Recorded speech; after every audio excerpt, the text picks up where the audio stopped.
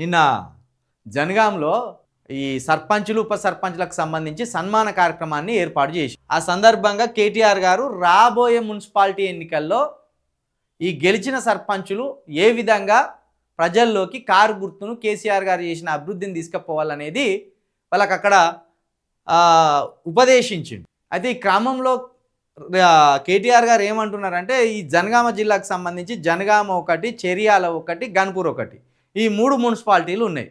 ఈ 3 మున్సిపాలిటీల బాధ్యతను అటు పల్లారాజేశ్వరరెడ్డి గారికి అదేవిధంగా ఎర్రబెల్లి దయాకర్ రావు గారికి అప్పగించి ఆ స్టేషన్ గన్పూర్కు సంబంధించి రాజయ్య ముఖం చూడకుర్రి, మీరు రాజయ్య ముఖం చూడకుండా కేసీఆర్ గారి ముఖం చూసి ప్రజలు ఓట్లేసేటట్టు మీరు ప్రజలను మెప్పించుర్రి.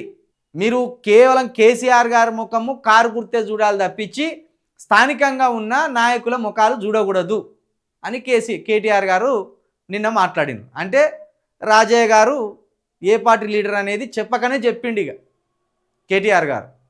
మరి నిజమే, రాజయ్య ముఖం చూస్తే వేసే ఓట్లు కూడా వేయడు. ఇప్పుడు వాడిని దూరం కొడదామా అంటే ఎక్కడ మళ్ళా పార్టీకి ఇబ్బంది జరుగుతుందో అని ఇబ్బందులు ఉన్నారు. ఎందుకంటే ఇప్పుడు స్టేషన్ గన్పూర్లో ఇమీడియట్లీ ఒక లీడర్ కావాలి. ఇక ఉన్న విషయం చెప్పలే, కొందరు పారిపోయిన్లు గెలిచినాక కొంతమంది లీడర్లు పారిపోయిన్లు పార్టీని విడిచిపెట్టి అని కేటీఆర్ గారు అన్నారు. అది నిజమే, కానీ టికెట్ ఇవ్వకపోతే వీడు రాజ్గాడ్ కూడా పారిపోయాడు. మరి కాంగ్రెస్లోకి టికెట్ ఇవ్వకపోతే కాంగ్రెస్లోకి రాజయ్య కూడా జంప్ అయ్యాడు. కడియం శ్రీహరి టికెట్ ఇవ్వగానే రాజయ్య కాంగ్రెస్లోకి జంప్ అయ్యాడు.